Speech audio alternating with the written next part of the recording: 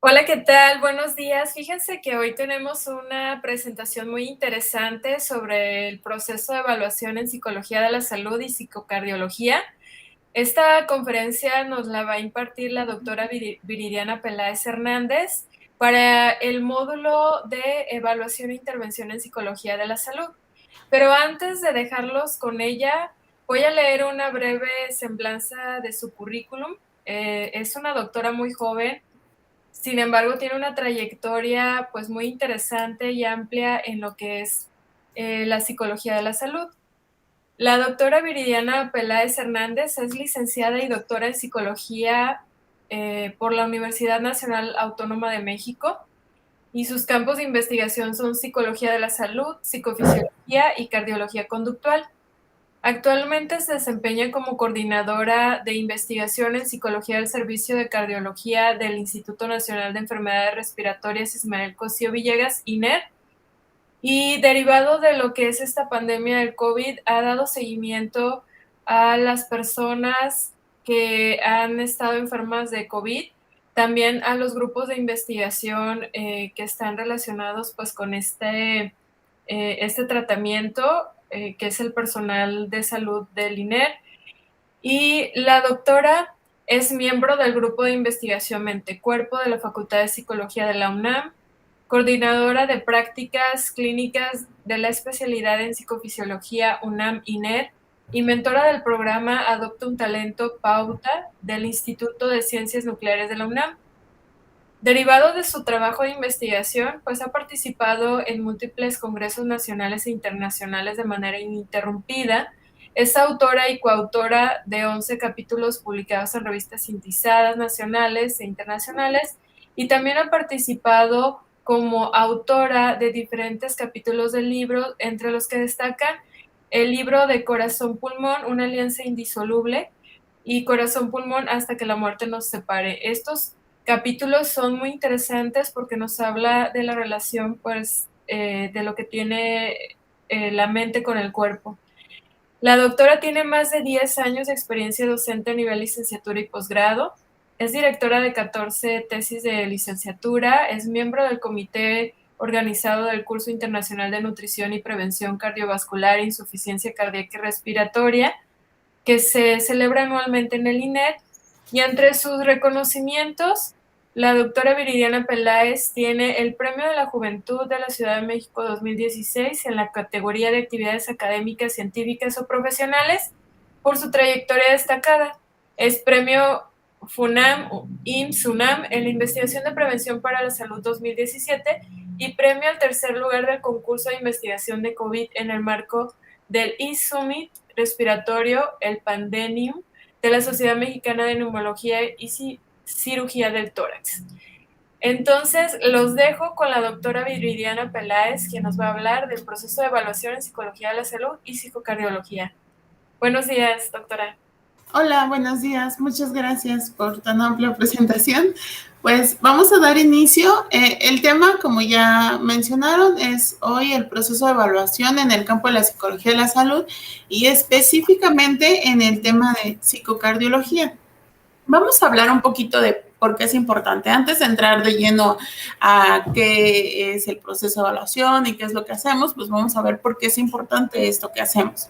Bueno, resulta que actualmente hay muchos problemas de salud pública. El COVID es uno de ellos, como sabemos, porque pues, está vigente, pero además de esos, tenemos muchos problemas de enfermedades crónicas no transmisibles que están vigentes y que no porque estemos en pandemia quiere decir que nuestros pacientes ya no están presentes o ya desaparecieron, al contrario, son más vulnerables que nunca.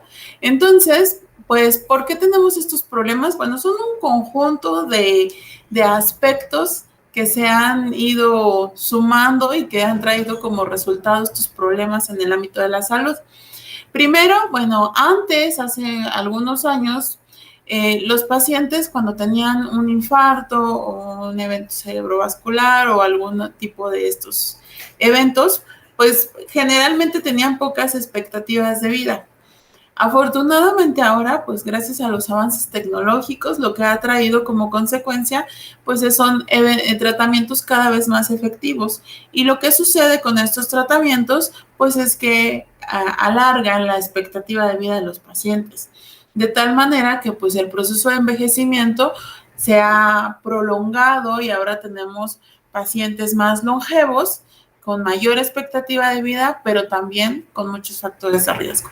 Entonces, son más longevos, pero presentan enfermedades crónicas como hipertensión, diabetes, antecedentes de infarto y, bueno, toda una serie de puntos que lo único que hacen es favorecer el establecimiento o el progreso o el inicio de estas enfermedades que, bueno, se van convirtiendo en un problema de salud pública y esto nos lleva a este ciclo.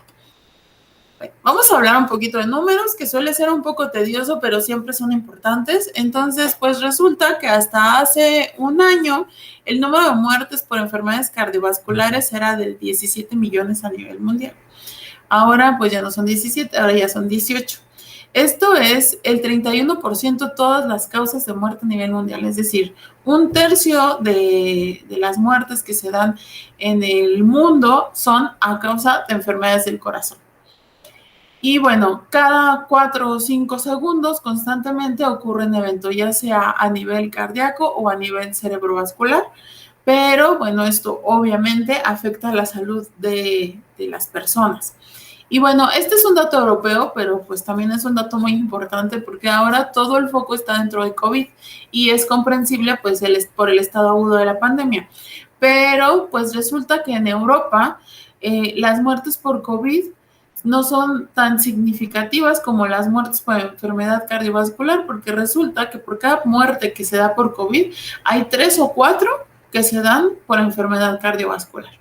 Entonces, esto es muy importante. Algo que está haciendo el COVID actualmente es acaparar los sistemas de salud. Entonces, los pacientes con otras enfermedades crónicas, entre ellas las cardiovasculares, pues están siendo relegados a sus casas y muchos están perdiendo esos tratamientos que requieren.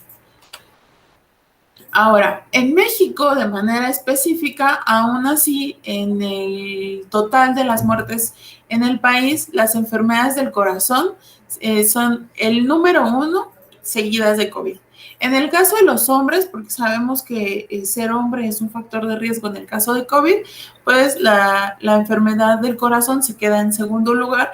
Aún así, la diferencia entre COVID y enfermedades del corazón tampoco es tan grande. Mientras que en las mujeres el COVID se va hasta tercer lugar y las enfermedades del corazón siguen ocupando el primer puesto. Esto es muy importante porque en mujeres, las mujeres se mueren más por el corazón que por todos los tipos de cáncer juntos. Entonces, sí es muy importante el tratamiento de los cánceres en mujeres, sí, pero también es muy importante cuidar del corazón de las mujeres, no nada más en sentido literario. Muy bien, entonces, bueno, ¿qué ha traído o por qué estamos teniendo este cambio en la incidencia de las enfermedades crónicas? Pues resulta que hasta hace no mucho, hasta 1990, los factores de riesgo no se distribuían de la misma manera en la que se distribuyen ahora. Entonces, hacia 1990, la hiperglucemia y la obesidad, que siguen siendo los primeros lugares, no se han movido, se siguen colocando ahí. Aún así, el porcentaje ha incrementado, pero bueno, siguen ocupando los primeros lugares. En color naranja tenemos los factores de riesgo conductuales que se han distribuido, o sea, distribuían hasta 1990, pues no de una manera tan consistente. Teníamos todavía algunos factores de riesgo como el agua insegura, agua no potable o falta de saneamiento, falta de servicios de salud, de servicios sanitarios. Bueno, ahora para el 2013 ha habido un cambio radical. Si nos damos cuenta y consideramos el tiempo, en realidad tampoco es tanto, estamos hablando de 23 años de diferencia. Pero ahora los que están ocupando un rango más predominante son los factores de riesgo conductual. Y en verdecito tenemos los factores de riesgo metabólico, Entre ellos, el colesterol elevado, la hiperglucemia y la obesidad y la hipertensión. ¿Y qué creen? Que estos factores de riesgo metabólico tienen como antecedente una conducta. Los pacientes que han llegado a obesidad, a hipertensión, a hiperglucemia, a colesterol elevado, generalmente se vincula a factores relacionados con los estilos de vida. Falta de actividad física, mala alimentación, incluso altos niveles de estrés y alteraciones en el estado anímico tienen que ver con la generación de estos factores de riesgo. ¿Y quiénes son los encargados de hacer estas adecuaciones o estas modificaciones en los factores de riesgo? Pues los psicólogos. Entonces, ustedes, futuros psicólogos y actuales psicólogos, son los encargados de trabajar en equipo con los miembros del equipo médico para que de esta manera se modifiquen los factores de riesgo. Porque no sirve de nada que los pacientes sigan se les dé un medicamento si no cambian sus hábitos, si no modifican sus conductas y si no adquieren hábitos más saludables. Muy bien.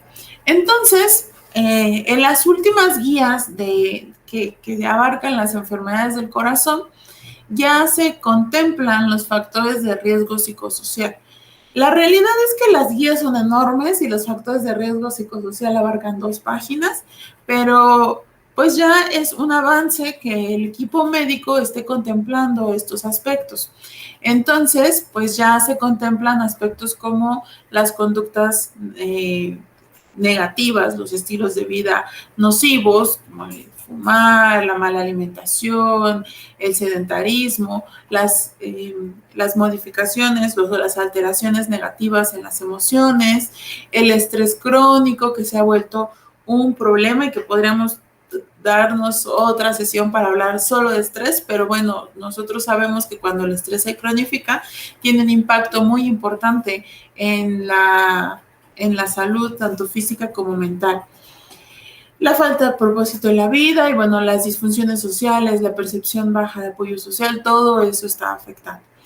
Y bueno, ¿cuál es la propuesta de estas nuevas guías? Bueno, lo que proponen es promover las conductas saludables y mejorar la función psicosocial. Y bueno, esa es la manera en que nosotros como psicólogos y profesionales de la salud mental y del cambio en la conducta nos insertamos dentro del equipo de salud. Entonces, contemplamos muchos aspectos terapéuticos que tienen que ver precisamente con la modificación de estos factores de riesgo. Ahora, si nos vamos a los datos más duros, nosotros nos vamos a dar cuenta de que nuevamente dentro de las guías los principales factores de riesgo se encuentran las conductas nocivas, es decir, los malos estilos de vida, los estilos de vida poco saludables, las alteraciones en las emociones y el estrés crónico. Y cuando nosotros vemos en los datos duros cómo es que cada uno de estos factores de riesgo contribuyen al incremento del desarrollo de enfermedades cardiovasculares, bueno, fumar, diabetes, hipertensión, alteraciones metabólicas son los primeros. Si nosotros sumamos estos 4 elementos que suelen ser los más predominantes, tenemos un riesgo bastante elevado. Pero si a eso le sumamos la obesidad, tenemos que el riesgo se incrementa un poco menos del doble, pero ahora, si sumamos estos 4 factores originales y a eso le agregamos los factores psicosociales, resulta que esto se cuatriplica. Entonces, sí es muy importante considerar los factores de riesgo psicosociales porque estos están incrementando enormemente el riesgo de que las personas tengan alteraciones a nivel cardiovascular, considerando además que, como les decía, los factores principales que son fumar, diabetes, hipertensión y alteraciones metabólicas tienen como antecedente precisamente una conducta poco adaptativa. Y bueno, ¿qué sucede? Resulta que las personas tienen altos grados de estrés. Hace muchos años, cuando el estrés nos servía para salir corriendo porque teníamos que sobrevivir al ambiente, bueno, toda esa energía o toda esa activación que se daba en el organismo se gastaba. Hoy no. Hoy nos estresamos y estamos atrás de un escritorio, o nos estresamos y tenemos que resolver la tarea en la computadora y tenemos altos grados de estrés y esa activación fisiológica técnicamente no se ocupa. Pero bueno, toda la energía tiene que ir a algún lado y pues esto causa desgaste a nivel orgánico. Y a esto, pues si le sumamos la presencia de trastornos afectivos, especialmente de ansiedad y depresión, que son los más comunes en la población, bueno, tenemos un caldo de cultivo que a nivel cognitivo va a tener bastante afectación, pero a nivel fisiológico también la tiene. Entonces, cuando tenemos un alto grado de estrés, y a eso le sumamos trastornos afectivos, lo que sucede es que nuestro cuerpo, pues, se altera. Tenemos una activación en el eje hipotálamo hipófisis adrenal, tenemos una activación importante en el sistema nervioso simpático y bueno, tenemos conductas alteradas. Entonces estamos nerviosos, estamos ansiosos y ¿qué hacemos? Comemos. Generalmente no comemos lechuga, no comemos ensaladas, comemos carbohidratos y los carbohidratos pues suelen afectar de manera importante la salud si los consumimos en exceso. Y aparte de eso, pues dentro de las conductas alteradas, pues están todas las conductas de estrés, todas dejar de lado relaciones sociales. Entonces, todo esto trae como resultado, pues, un caldo de cultivo que lo que va a hacer es traernos efectos fisiológicos. Aparte de eso, bueno, hay una alta reactividad del estrés. Ya no nos estresamos poquito, ya nos estresamos muchísimo. Y esto, bueno, nos trae como resultado todos esos efectos fisiológicos que a la larga va a traer un incremento en los eventos cardiovasculares, en las arritmias, en todas aquellas enfermedades cardiovasculares a nivel general. Muy bien, ahora, resulta que, bueno, si bien es cierto que las enfermedades cardiovasculares son una enfermedad que se da progresivamente a lo largo del tiempo, la mayoría de las veces cuando las enfermedades cardiovasculares inician son prácticamente asintomáticas. Entonces resulta que pues la hipertensión arterial no duele hasta que ya ha causado daños a algún órgano del cuerpo y entonces empieza a crearnos algún tipo de malestar. Porque el cuerpo lo que hace es que cuando empieza a tener estas alteraciones trata de autocompensarse y entonces trata de generar al autocompensarse genera la menor molestia posible. Entonces prácticamente las enfermedades cardiovasculares son asintomáticas. Muchos de los que están viendo este video seguramente pueden tener colesterol alto, glucosa alterada, alteración en la insulina, alteración en la presión arterial y no saberlo. ¿Por qué? Porque no somos los mexicanos, pues afortunadamente no acudimos al doctor de manera preventiva, acudimos de manera correctiva. Y entonces cuando ya acudimos al tratamiento, porque el paciente se enfermó, porque empezó a presentar falta de aire, porque se le empezaron a hinchar las piernas, porque empezó a tener poca capacidad de actividad, porque empieza a faltarle, a tener mucho agotamiento y se fatiga fácilmente. Bueno, pues cuando el paciente llega aquí, pues resulta que la mayoría de las veces es porque tiene una enfermedad cardiovascular ya bien asentada y se diagnostica. Y resulta que, bueno, el tratamiento es integral. Lo que se recomienda es que, pues sí, tome su fármaco, se le manda su medicamento, pero aparte de eso, tiene control nutricional. Entonces, tiene que llevar dieta. Los nutriólogos dicen que no se le tiene que llevar dieta, se le tiene que llamar más bien alimentación saludable, pero bueno, el paciente no lo deja de percibir como una agresión a su estilo de vida. Entonces tiene que modificar todas estas conductas y entonces el médico le dice, ¿sabe qué? A partir de hoy va a cambiar su alimentación, va a tener que tomar ciertos medicamentos y aparte va a tener que hacer ejercicio, si no hacía ejercicio hasta ahora va a tener que hacer ejercicio. Y pues si ustedes lo piensan, si algunos de ustedes no llevan a cabo estas conductas y llegan un día y les dicen a partir de hoy lo tienes que hacer, porque de eso pues depende la progresión de tu salud, lo más probable es que les sea muy complicado, ¿sí? Un muy bajo porcentaje de los pacientes son los que de verdad se adhieren y de verdad pueden seguir con ese tratamiento.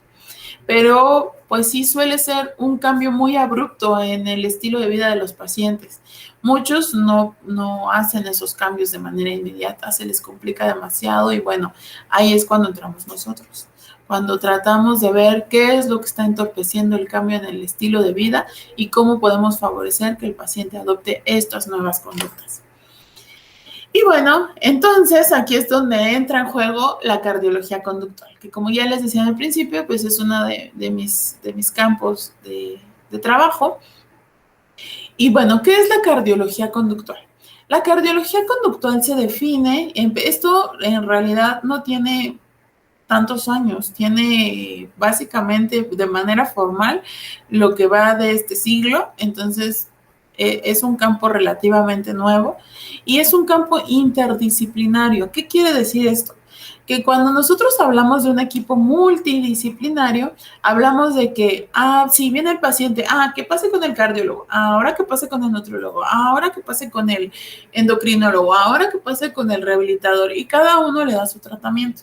En la cardiología conductual se busca que esto no funcione exactamente de esa manera, sino que haya comunicación entre el equipo de salud, de tal manera que un equipo interdisciplinario habla de que el equipo se va a reunir, va a establecer qué es lo mejor para el paciente, va a mandar un tratamiento uniforme, consensuado, en el que todos participen y todos hablen el mismo idioma.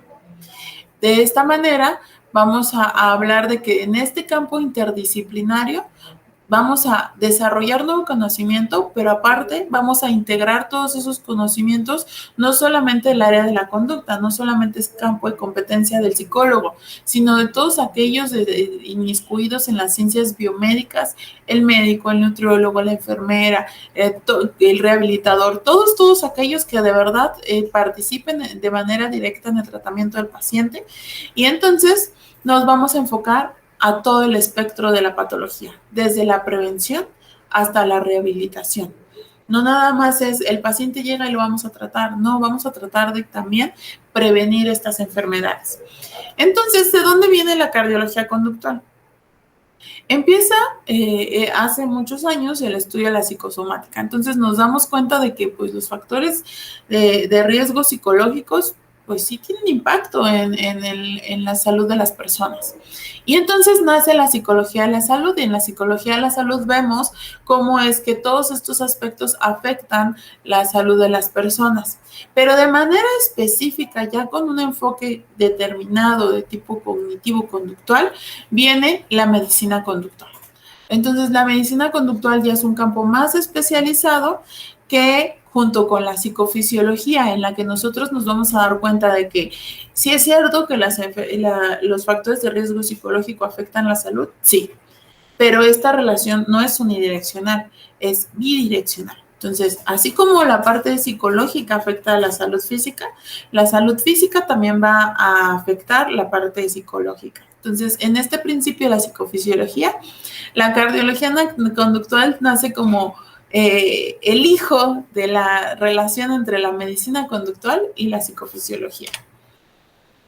¿Cuáles son unos de los principales objetivos? Les digo unos porque no son todos, pero algunos de los principales objetivos de la cardiología conductual. Bueno, primero, mejorar la salud.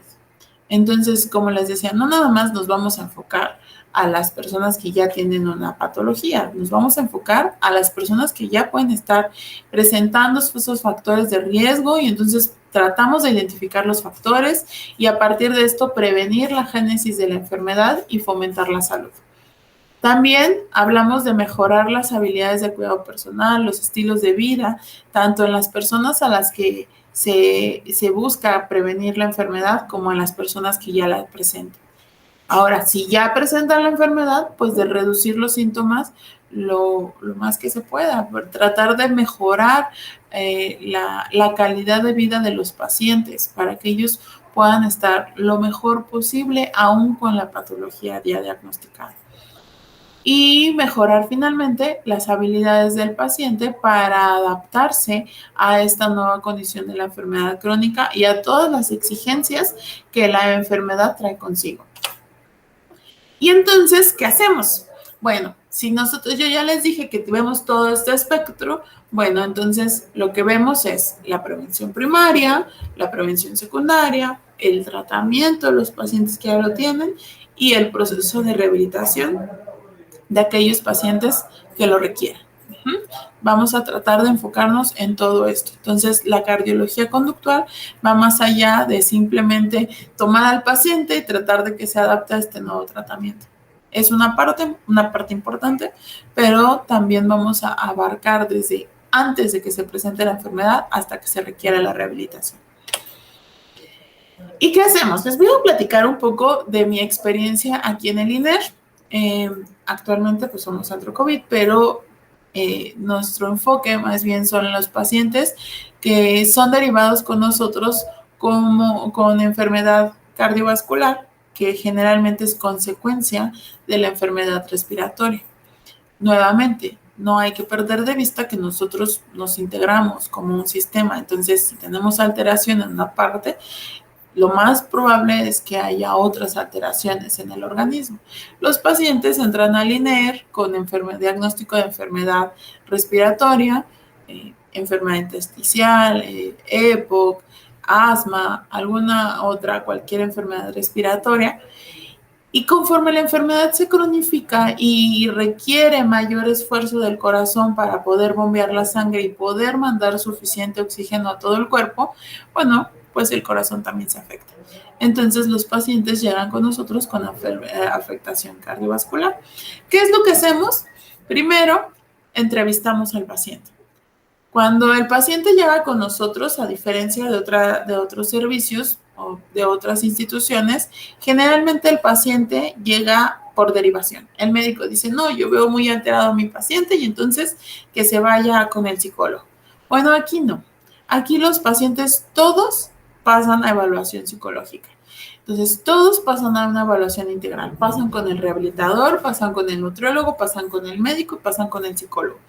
Dentro de la parte psicológica hacemos una entrevista general para darnos noción de cuáles son las condiciones del paciente cuando llega con nosotros. Hacemos una evaluación psicométrica, que más adelante ya les hablaré, y hacemos una evaluación psicofisiológica. También más adelante se las voy a describir, pero básicamente vemos cómo se comporta el cuerpo del paciente. Y también, como les decía, en el ámbito de la cardiología conductual hablamos de un grupo interdisciplinario. Y en este grupo interdisciplinario los psicólogos tienen que saber hablar el idioma del médico, y además de que hay muchos aspectos de la historia clínica del paciente que pueden darnos datos importantes. Entonces nosotros revisamos la historia clínica del paciente, tomamos aquellos datos de relevancia que nos pudieran ayudar y los usamos también para la interpretación de la integración de la información, y los sumamos a la interpretación de las otras evaluaciones para tener una visión general e integral de nuestros pacientes. ¿Qué hacemos?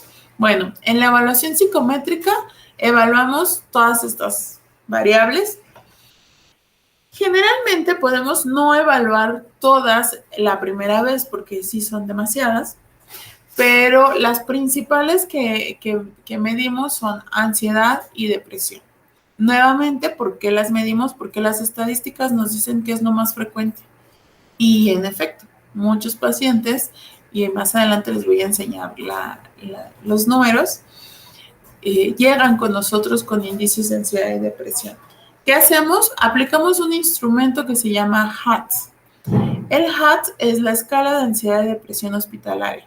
Este instrumento está diseñado para medir estos aspectos en 7 preguntas cada uno. Es un instrumento que tiene 14 preguntas y que al final nos da unos puntos de corte para determinar si el nivel de ansiedad y depresión puede ser nulo, leve, moderado o severo. ¿Cuál es la clave de este instrumento o por qué se utiliza acá? Bueno, muchos de nuestros pacientes vienen sintomáticos y dentro de los principales síntomas que presentan son alteraciones en el apetito, alteraciones en el sueño, debilidad, cansancio, falta de aire. Y bueno, si nosotros nos damos cuenta, muchos de esos síntomas son compatibles o son similares a los que presentan físicamente los pacientes cuando tienen ansiedad o depresión. Entonces el HATS lo que hace es filtrar estos factores y enfocarse meramente en los factores cognitivos y a partir de ellos determinar el grado de intensidad de estas variables. Por eso es que utilizamos ese instrumento. Ahora, otra variable importante es la ira, hostilidad.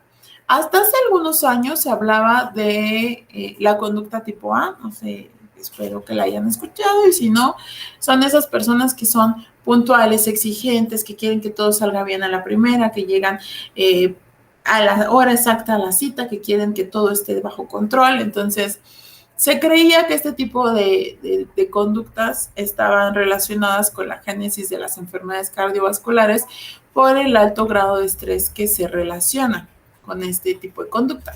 Sin embargo, ahora se sabe que es más bien el patrón ira-hostilidad el que puede estar generando el problema o favoreciendo la génesis de la enfermedad cardiovascular. Entonces, también este es un aspecto que nosotros tomamos en consideración, aunque puede no evaluarse desde la primera sesión. Algo importante es la calidad de vida. De manera específica, nosotros evaluamos calidad de vida relacionada con la salud, es decir, cómo es que la salud ha afectado a la calidad de vida de los pacientes en diferentes ámbitos. Entonces, lo que nosotros hacemos es aplicar un cuestionario. Hay cuestionarios específicos para la calidad de vida en pacientes cardiovasculares, como el cuestionario de Yesavage, que mide la intensidad de los síntomas, el cambio de los síntomas, la limitación física, la limitación social y las alteraciones psicológicas. Sin embargo, también hay cuestionarios un poco más generales que pueden aplicarse a diferentes patologías, como lo es el cuestionario SF36, que es de la OMS, que en 36 preguntas, por eso se llama así, mide las alteraciones en la calidad de vida relacionado con la salud, de aspectos psicológicos, sociales y físicos. Y hay otra más breve, que es el SF12, que es la versión breve del 36, que en 12 preguntas mide lo mismo. Está validado y es un instrumento que se utiliza mucho en el ámbito hospitalario. Otro punto importante es el estrés psicológico. Como ya les dije, el estrés crónico tiene una afectación muy importante en la génesis y en la prolongación, en la cronicidad de los factores, de las enfermedades cardiovasculares. Entonces, medimos estrés psicológico y esta variable la complementamos con la evaluación psicofisiológica. Entonces, en el estrés psicológico, nosotros aplicamos un instrumento que se llama así, cuestionario de estrés, y es un cuestionario de 10 preguntas, muy breve, que habla sobre la percepción de estrés de los pacientes. Otros aspectos que llegamos a evaluar es la adherencia terapéutica. En la adherencia terapéutica nos interesa saber si nuestros pacientes son adherentes primero. Y si nuestros pacientes no son adherentes, ¿cuáles son aquellos factores que puedan estar favoreciendo la falta de adherencia en los pacientes? Entonces, los principales factores, que es un instrumento que así se llama, factores de adherencia, son la relación con el médico, la relación con la institución, los factores propios del paciente, los aspectos económicos y finalmente las características propias de la enfermedad y el apoyo social. Entonces, todos estos factores pueden estar afectando que nuestro paciente no sea adherente. Y bueno, cuando nosotros hablamos de enfermedades cardiovasculares y nuestro corazón está tratando de compensar esta necesidad de oxígeno, nos hemos topado con que a veces cuando el corazón no es suficiente, no se da la capacidad suficiente para poder mandar oxígeno a todo el cuerpo, muchos de los pacientes que ya tienen enfermedades cardiovasculares prolongadas empiezan a tener deterioro en su estado cognitivo. ¿Por qué? Porque el cerebro no se oxigena adecuadamente. Entonces, evaluamos el estado cognitivo de los pacientes, que nos da idea de, primero, cuál es el estado cognitivo de los pacientes. Entonces, para saber qué podemos hacer, cómo podemos ayudar o si necesitamos mandarlo a otra especialidad. Y segundo, pues también para ver el grado de afectación y en qué medida puede estar relacionada con el impacto de la enfermedad como tal. ¿sí? Entonces, esas son como las principales variables que medimos. ¿Qué hemos encontrado en nuestros pacientes? Como les decía, que tienen ansiedad y depresión. En esta primera gráfica separamos ansiedad de depresión. Entonces nos damos cuenta que el 37% de los pacientes tiene ansiedad en algún nivel, perdón. Entonces, eso nos deja con alrededor del 63% que no tienen ansiedad, mientras que alrededor del 50% no tienen depresión. Pero resulta que la ansiedad y la depresión son comórbidas en muchas ocasiones. Y entonces cuando hicimos esta relación nos dimos cuenta que ansiedad solamente solita tiene el 5.7% de nuestros pacientes. Depresión solita es el 18.5%. Pero existe un porcentaje muy importante, de 31.5%, que tiene las dos cosas. Y si nosotros hacemos estos números y hacemos cuentas, nos damos cuenta que solo alrededor del 44% de nuestros pacientes no tiene alguna alteración en el estado emocional. Entonces, más de la mitad de los pacientes tiene alguna afectación. Y bueno, este es el cuestionario de calidad de vida de Yesavash y como les decía, evalúa sintomatología, limitaciones físicas, la percepción de autoeficacia del paciente, la calidad de vida general y cómo la enfermedad interfiere en sus relaciones sociales. La línea roja es el máximo puntaje posible, la línea azul es la disminución, pero cuando nosotros lo relacionamos con los niveles de ansiedad y depresión, nos damos cuenta que en especial la depresión tiene una relación muy importante con la calidad de vida relacionada con la salud.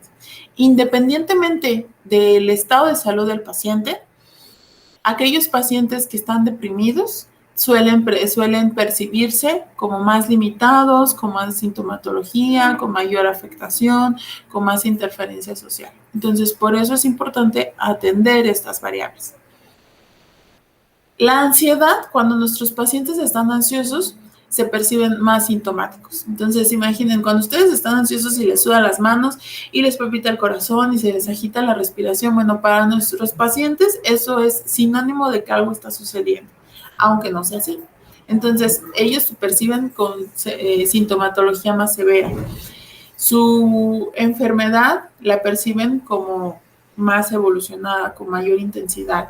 Se perciben menos autoeficaces, menos capaces de cuidarse a sí mismos y de seguir sus tratamientos. Su calidad de vida general se ve afectada de manera importante y muy probablemente sean poco adherentes, es decir, no van a llevar un seguimiento adecuado de la enfermedad. Y la depresión, otro tanto. Entonces, se sienten limitados y estas limitaciones son percibidas como que son causadas por la enfermedad. Su evolución y severidad también se percibe más intensa. Se perciben menos autoeficaces, igual que los pacientes ansiosos. Su calidad de vida también merma y sus relaciones sociales también. Entonces, un paciente deprimido generalmente se aleja de las personas que pueden ayudarlo, se aísla y esto también va a afectar el proceso salud-enfermedad. Ahora, si a esto le sumamos que, como en la gráfica anterior les dije, muchos de nuestros pacientes tienen las dos cosas, bueno, entonces tenemos ahí todo un perfil que lo más probable es que se dirija hacia el mal tratamiento y hacia el mal pronóstico. Y les hablaba de la adherencia. Entonces, dentro de nuestros pacientes, cuando hicimos la primera evaluación de adherencia, solo la mitad se percibía como adherente totalmente. Mientras que el 1.7% es nada adherente, no seguía ningún tratamiento, nada. Y el 45.6% se percibe como parcialmente adherente. Ahora, algo importante de la adherencia parcial es que generalmente solamente se enfoca en el seguimiento del tratamiento farmacológico. Entonces, en el tratamiento no farmacológico, que tiene que ver con cambios en el estilo de vida, ahí es donde más problemas llegan a tener nuestros pacientes. Y les decía, ¿cuáles son los principales factores que se relacionan con esto? Bueno, factor socioeconómico. Es una realidad. Hay tratamientos muy caros y esto implica gastos. Eso es algo que el médico tiene que saber para poder mandarle opciones más económicas a nuestros pacientes. El saber la enfermedad. Muchas veces nuestros pacientes no conocen ni qué tienen, ni qué tienen que seguir, ni tienen qué tienen que hacer, ni cuáles son los cuidados que tienen que tener. Y bueno, esto obviamente afecta el seguimiento de su tratamiento. Entonces, en la medida en que los pacientes tengan mayor información, mayor conocimiento de la enfermedad, mayor conciencia de qué es lo que está sucediendo con ellos, van a poder seguir mejor su tratamiento. La percepción de control de la enfermedad que ellos perciben cuando son poco adherentes, empiezan a percibir que la enfermedad se sale de control, que no van a poder seguir los tratamientos. La calidad del servicio de salud, la relación del equipo salud-paciente. Los pacientes poco adherentes tienden a tener poca atención sobre sus tratamientos y a no hacer caso al profesional de la salud. Y también se relacionan de manera importante con ansiedad y depresión. Entonces, es muy importante. Los pacientes tienen que tener todo el conocimiento necesario. Que sean pacientes no quiere decir que, ay, es que se vaya a preocupar, ay, es que se vaya a asustar, ay, es que no. No, el paciente tiene que saber. Tiene que estar bien entendido, se le tiene que hablar en su idioma de la manera más sencilla posible y estar consciente de su estado de salud para que pueda llevar a cabo las acciones necesarias para cuidarse. Y bueno, entonces ahora les voy a hablar un poco de la evaluación psicofisiológica. En la evaluación psicofisiológica, bueno, a diferencia de la evaluación fisiológica, que es técnicamente la que hacen los médicos, la evaluación fisiológica es situacional. ¿Qué quiere decir? Que no sabemos el contexto. Nosotros le pedimos al paciente, bueno, llegan al paciente, generalmente son las enfermeras las que toman los signos, pero llega el paciente, se sienta, se le pide que esté en reposo un tiempo, pasa y se le mide todo. Presión arterial, saturación de oxígeno, peso, talla, en ese momento, así como una foto. Y esta es una evaluación técnicamente estable, solamente es esa sola medición.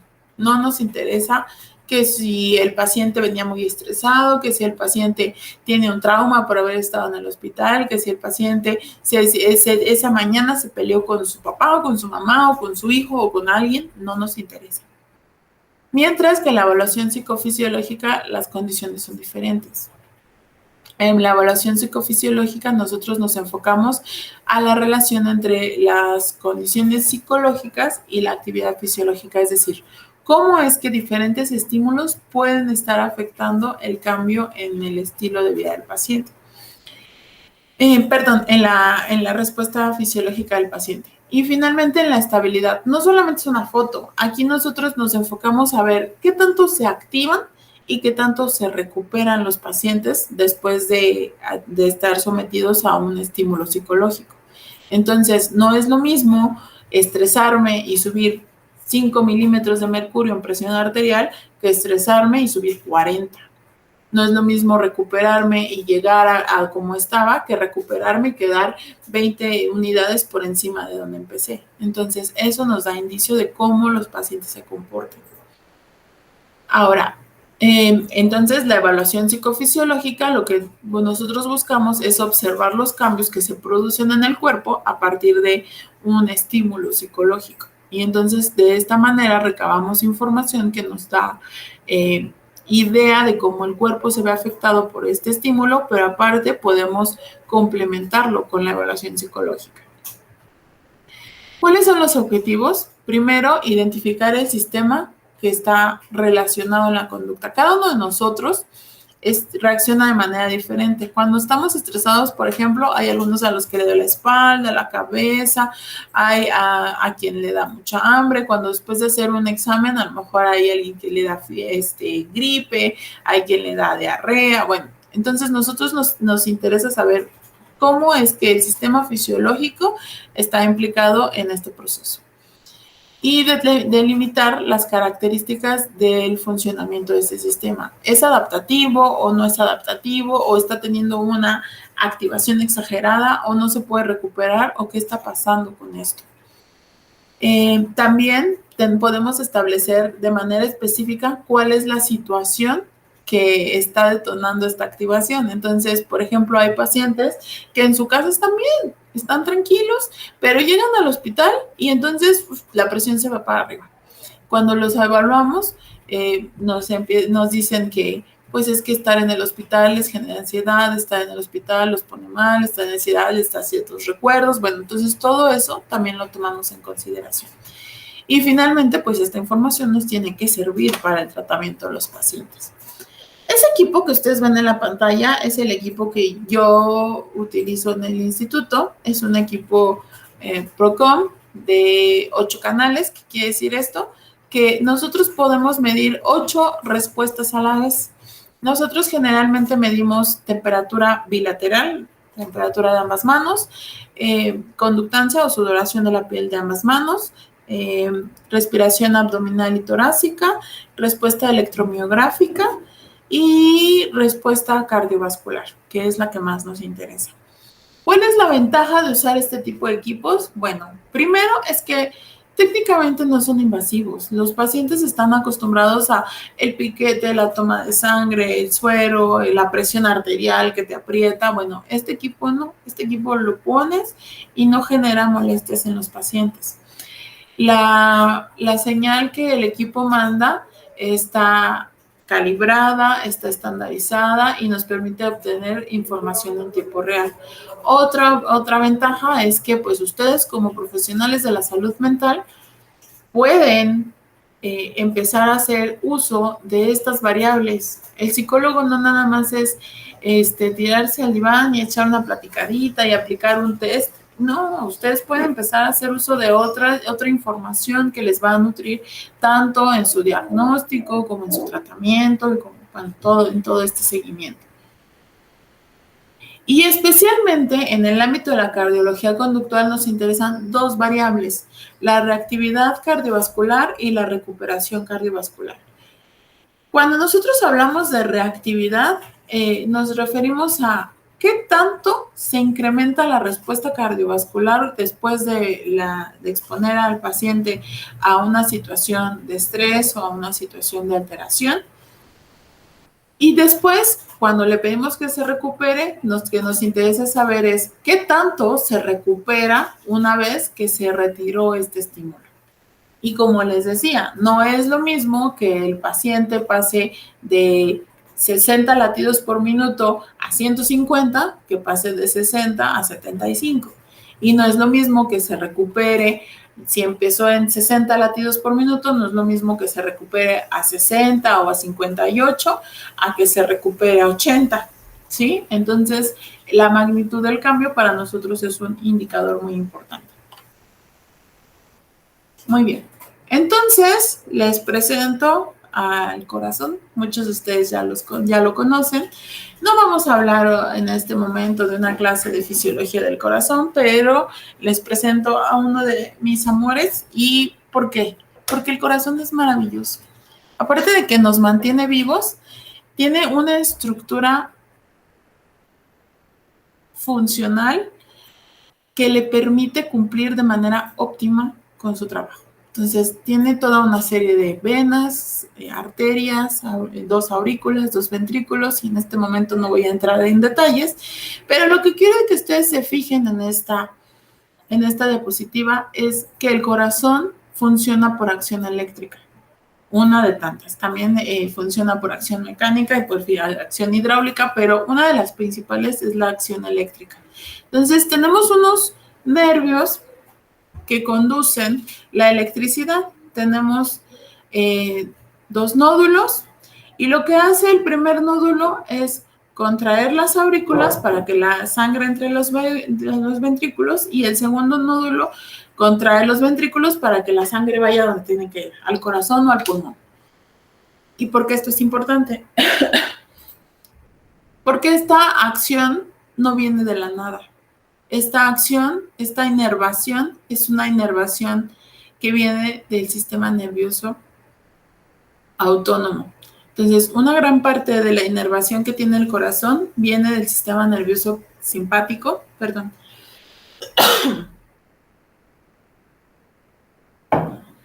Ahora sí. Entonces, una gran parte de la de la inervación viene del sistema nervioso simpático. ¿Esto qué quiere decir?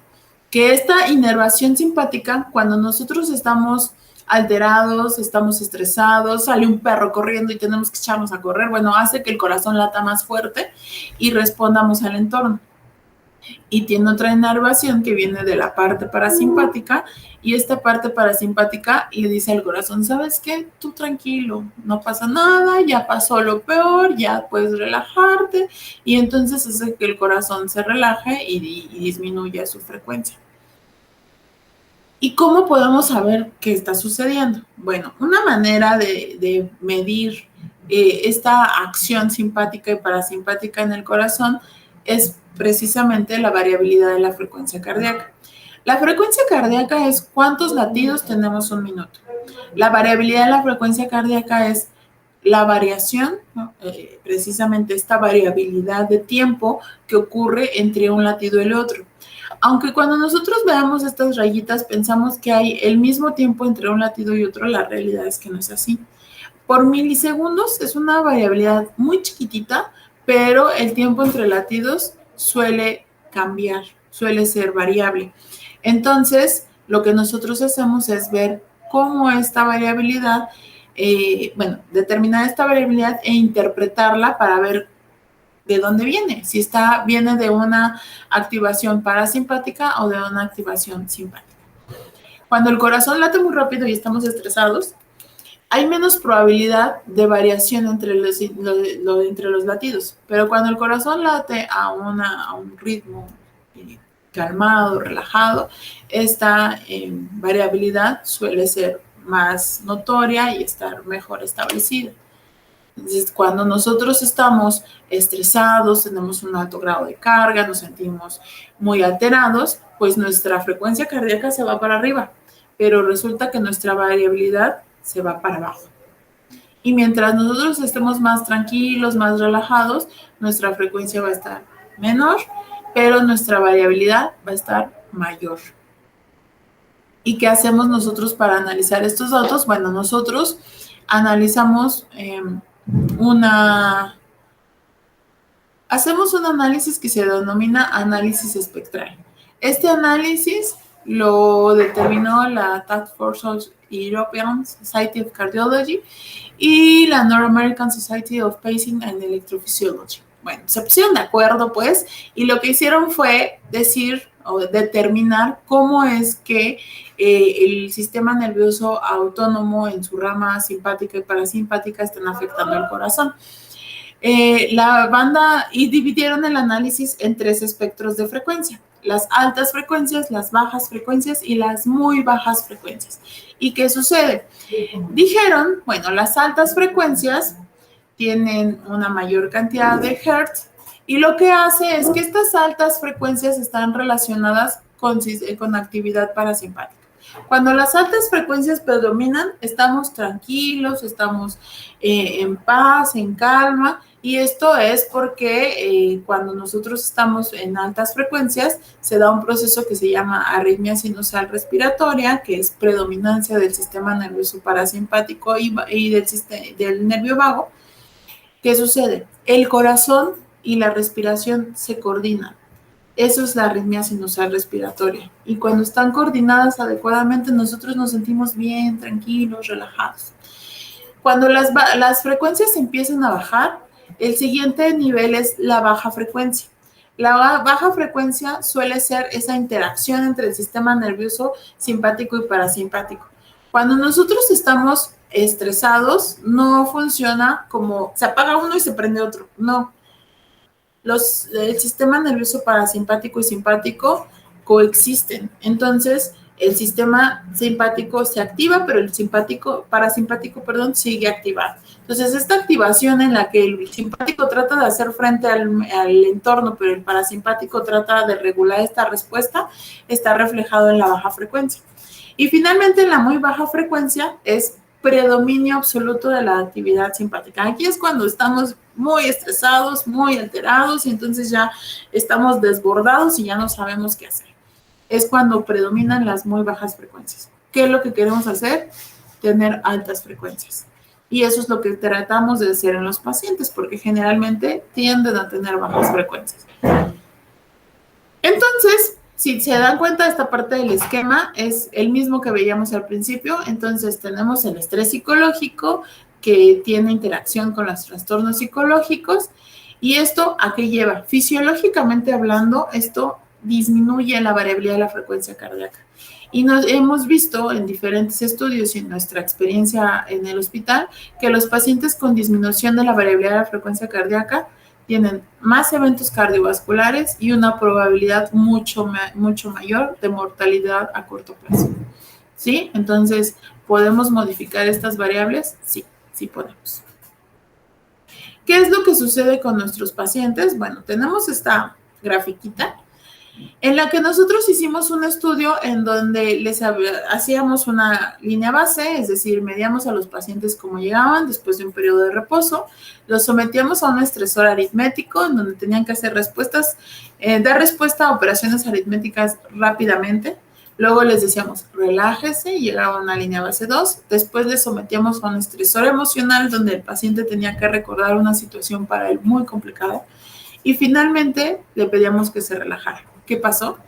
Esta línea verde, que es la que nos interesa más, que es la de las altas frecuencias, bueno, cuando el paciente llegó, tenía predominio de altas frecuencias. Después, cuando hicimos el estresor aritmético, tuvo un cambio, pero fue menor, aunque las muy bajas frecuencias sí incrementaron. Cuando le pedimos que se relajara, resulta que ante un estresor aritmético que técnicamente no tiene carga emocional para el paciente, se recupera bastante bien. Entonces, aumentan las altas frecuencias, disminuyen las bajas frecuencias. Después lo sometemos a un estresor emocional, pero ¿qué pasa? Que después del estresor emocional, esto ya no ocurre. La variabilidad disminuye. Las altas frecuencias bajan y las bajas frecuencias suben. ¿Y qué pasa? Que en el día a día, en la vida real, el paciente no está sometido a estrés aritmético, está sometido a estrés emocional, a cambios que tiene que hacer, adaptaciones, a modificaciones en su día a día, problemas en la familia, problemas en el trabajo, problemas que son significativos para ellos. Entonces, la respuesta que los pacientes están teniendo a este tipo de estresores no es nada adaptativa. Y bueno, les voy a compartir otra pantalla para que vean acá, a ver si ahora sí puedo hacer que se vea. Y bueno, entonces esta es una pantalla de intervención. ¿Qué es lo que nosotros estamos haciendo? El paciente lo entrenamos para que regule el ritmo de su respiración. ¿Se acuerdan que les dije que cuando nosotros regulamos el ritmo de la respiración y promovemos las altas frecuencias, el corazón se hace conforme nosotros vamos regulando la respiración? El corazón empieza a imitar el ritmo de la respiración. Y lo que nosotros hacemos, este es un ejemplo de un paciente, todavía está en entrenamiento, pero lo que me interesa es que conozcan la pantalla. Entonces, lo que nosotros hacemos es enseñar al paciente a respirar, que el paciente siga esta línea que hace en la línea. El paciente inhala cuando la bolita sube, descansa, exhala cuando la bolita baja y descansa. Vuelve a inhalar hasta que la bolita sube. Inhala por nariz, exhala por boca, y lo que nosotros estamos promoviendo es que la respiración sea abdominal, es decir, que el aire llegue hasta el abdomen, que no se quede atorado en el tórax. Y en esta medida lo que nosotros estamos buscando es que a medida que el paciente vaya regulando su respiración, él va a ser capaz de ir regulando a la vez la actividad de su corazón, y de esta manera, en vez de mandar el mensaje del sistema nervioso autónomo acá y decir que estamos estresados, nosotros más bien mandamos el mensaje de acá al sistema nervioso autónomo. Y lo que nosotros buscamos es que el sistema nervioso autónomo a su vez regule el estado del cuerpo, ¿sí? Entonces, si nos damos cuenta, lo que nosotros pedimos es que el paciente haga la respiración, siga el ritmo de respiración, y poco a poco el corazón va a ir siguiendo este mismo ritmo. Cuando el paciente logra estas 3 barritas, quiere decir que su variabilidad tiene un ritmo adaptativo. Y lo que buscamos nosotros con esta pantalla, por ejemplo, es reforzar esta respuesta. Entonces, el paciente, conforme va logrando los objetivos, va ganando puntos y va a poder ensartar la flecha. Pero tiene que mantener esta respuesta. Ahora, lo que quiero que vean en esta pantalla es precisamente cómo es que el ritmo de la respiración, que es la línea azul, y el ritmo del corazón, que es la línea roja, se acompasan. A esto es a lo que llamamos arritmia sinusal respiratoria y es lo que buscamos que los pacientes adquieran, que tengan estabilidad. Bien. Les voy a poner pausa. Y regresamos acá. Bien, entonces, ¿nosotros qué tenemos que ver en el equipo de salud? Bueno, en el equipo de salud nosotros podemos hacer muchas cosas. Alguna vez un maestro, que no sé, no estoy segura si sea la analogía más adecuada, pero alguna vez un maestro me decía, es que los psicólogos somos como la mugre, nosotros estamos en todos lados. Y sí es cierto, a veces cuando nosotros pensamos en los lugares más extraños, ahí cabe y es necesario un psicólogo. Hace muchos años, cuando yo empecé en esto y me invitaron a estar en el INER, yo decía, ay, pero ¿qué voy a hacer yo en el INER? Pues si son enfermedades respiratorias. Y bueno, pues en ese entonces, pues no tenía la experiencia que tengo ahora. Y la realidad es que nosotros tenemos mucho que hacer. Entonces, ¿qué tenemos que hacer? Pues nosotros somos parte del equipo asistencial integral del paciente. La salud mental del paciente es un aspecto muy importante que a veces se descuida. ¿Qué más vamos a hacer? Cuando nosotros somos parte de este equipo profesional, tenemos que tener esta perspectiva integrativa, esta perspectiva ecológica. Y a veces, también en cierta medida, es nuestro trabajo educar a los profesionales de la salud de otras áreas. Infortunadamente, cuando otros profesionales están en formación, no siempre tienen esta perspectiva de priorizar el lado humano en los pacientes. Entonces, también es trabajo del psicólogo esta parte de mediar la relación entre el médico y el paciente. Cuando el paciente tiene un diagnóstico, suele ser un momento de verdad muy traumático. Cuando un paciente, o no sé si alguno de ustedes haya pasado por esta experiencia, pero cuando al paciente le dice, usted tiene un infarto, su corazón no funciona adecuadamente, usted tiene alteración en su cerebro, o usted tiene, el paciente piensa que se va a morir y que se va a morir mañana. Es un evento muy traumático. Entonces, poder soportar a los pacientes en este periodo es muy importante.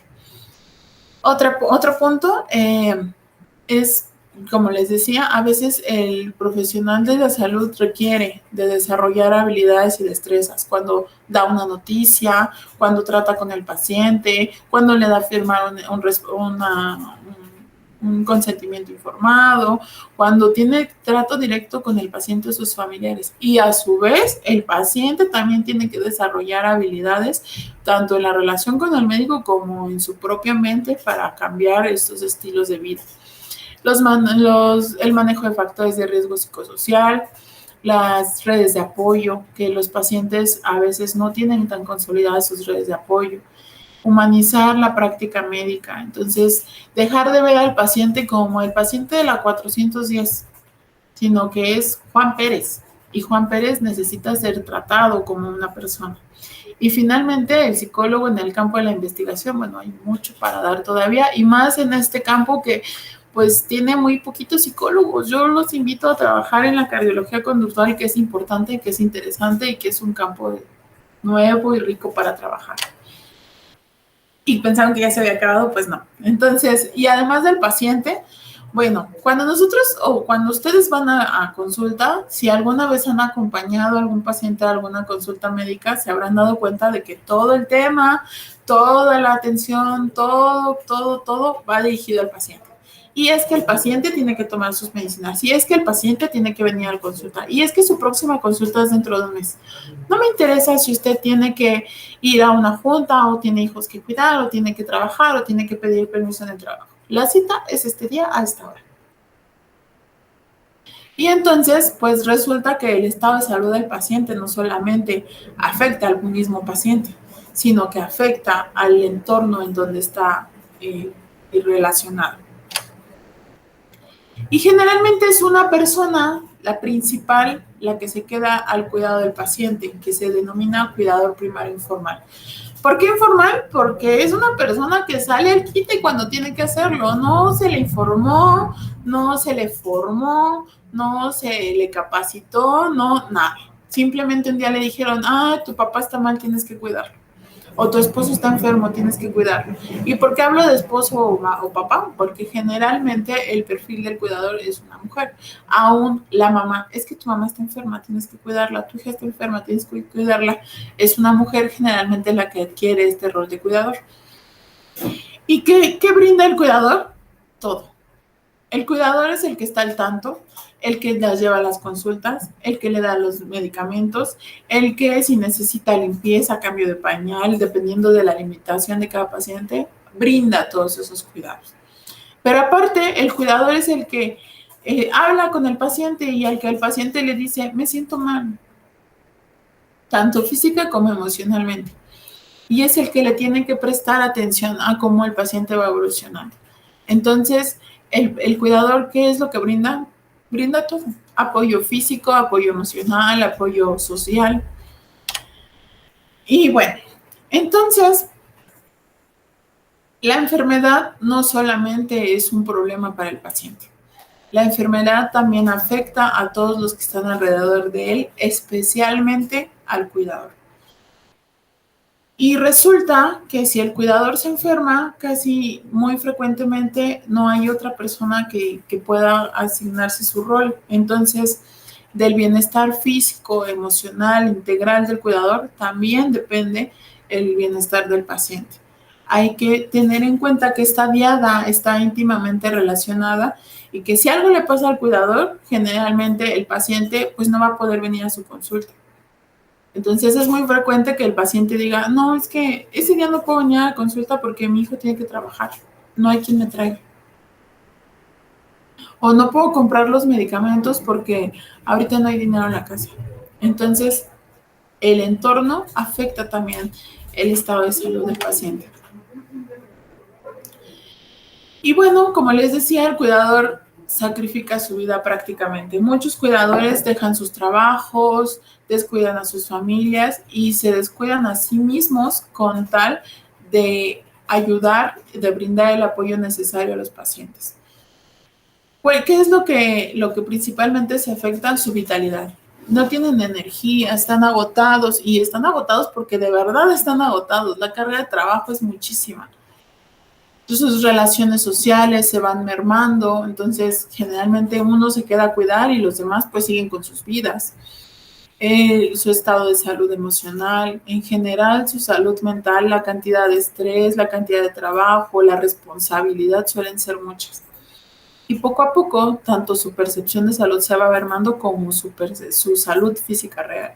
Entonces, hay estudios que determinan que en muchos casos cuando los pacientes son pacientes altamente dependientes, ojo, no es lo mismo ser altamente dependiente que tener una enfermedad muy avanzada. Tenemos pacientes que no tienen físicamente alteraciones importantes y aún así son altamente dependientes. Están acostumbrados a que el cuidador les haga todo. Entonces, esta sobredemanda afecta a la salud. Entonces, les decía, hay estudios donde dicen que los pacientes que son altamente dependientes generan afectaciones en el estado de salud física y mental de los cuidadores y incluso hay cuidadores que se mueren primero que sus pacientes, siendo que se supone que el paciente era el enfermo, el que padecía la enfermedad. Y bueno, tan importantes son los cuidadores que tienen su propio síndrome. El síndrome del cuidador o la sobrecarga percibida. Entonces, ¿esto qué es? Es el grado en que el cuidador percibe que el cuidado influye sobre aspectos de su vida. Entonces, ¿en qué puede influir? En todo. En la parte física, empiezan a tener sintomatologías. En la parte conductual, dejan de lado su salud y entonces empiezan a comer mal, empiezan a ser sedentarios, empiezan a tomar, pues que el cigarrito, que el cafecito, porque pues ya no puedo, porque pues me relaja, me hace sentir mejor, dejan sus trabajos y bueno, obviamente ante este nivel de carga se vuelven agresivos, se alteran física y emocionalmente. En cuanto a la parte psicológica, bueno, tenemos todos los aspectos que ya veíamos: irritabilidad, ansiedad, depresión, percepción negativa de sí mismo, culpabilidad. Eso es muy común. Si al paciente le pasa algo, es que fue por mi culpa, es que yo no lo cuidé, es que yo no le di su medicina, es que yo no lo llevé a la consulta. Entonces, cualquier cosa que pueda llegar a pasarles al paciente es responsabilidad del cuidado, aunque no sea así. Y social, les decía, bueno, se aíslan de todo. ¿Y qué hemos encontrado? Bueno, que en los cuidadores la depresión es mucho mayor que en los pacientes. Hasta el 60% de los cuidadores pueden llegar a tener depresión. Y el consumo farmacológico en cuanto a psicofármacos también es mayor. Hay estudios que nos dicen que suelen duplicar e incluso triplicar el consumo de psicofármacos en comparación con el resto de la población. Y algo muy importante es que no asisten a servicios de salud. Prefieren llevar a su paciente, pero es que me arde la garganta, no importa, al rato se me pasa. Es que me duele la cabeza, no importa, me tomo una aspirina.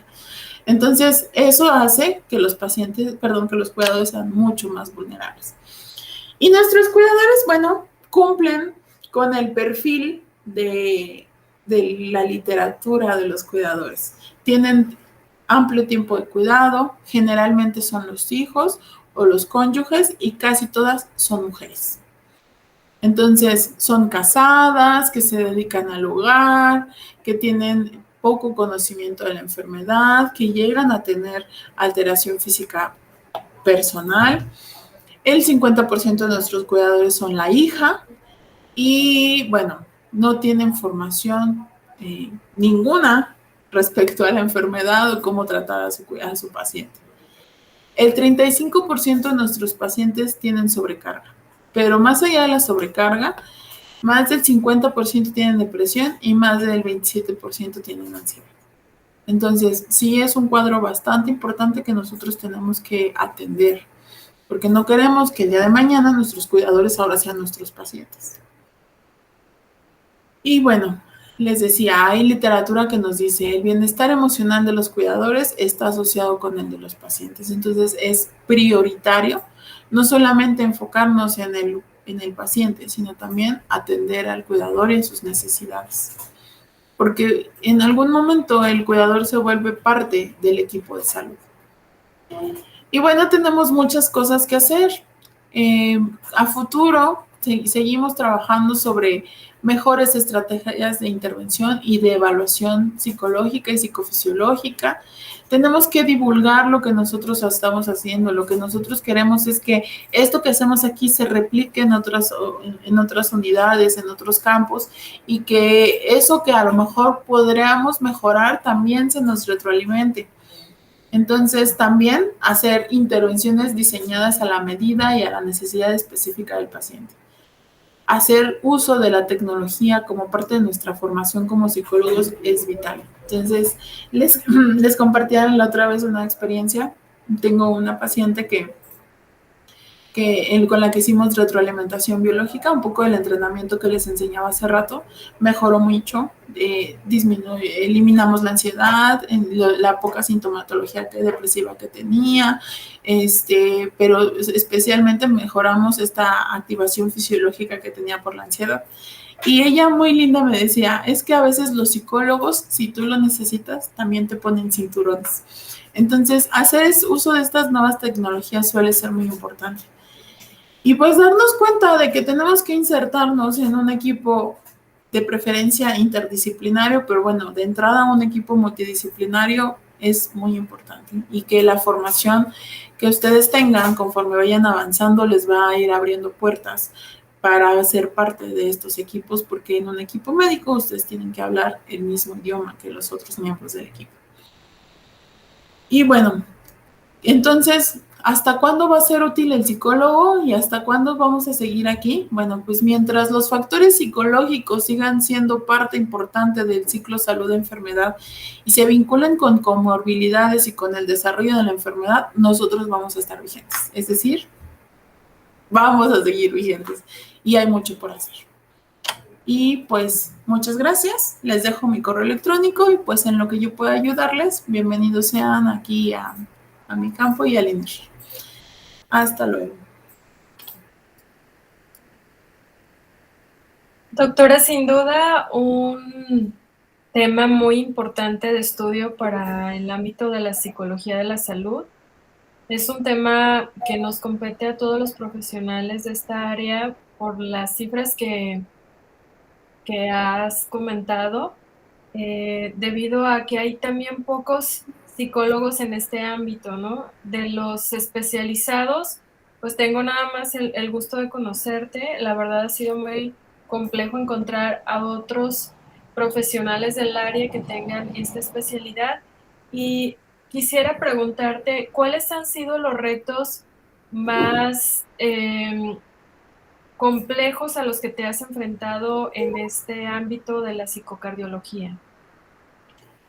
Yo creo que el principal reto que nosotros tenemos es capacitarnos, especializarnos y empezar a abordar aspectos que a lo mejor pensábamos que no eran parte del ámbito del psicólogo, ¿no? El saber cómo funciona el corazón, cómo puede alterar el cerebro, cómo el pulmón, cómo se relaciona, y esto que te ayude a insertarte en un equipo de salud en el que se hable de ciertos temas y tú sepas de qué están hablando y puedas aportar. Creo que ese es uno de los principales retos a los que te enfrentas. Te agradecemos mucho el tiempo que has dedicado para esta presentación y te agradecemos toda tu aportación.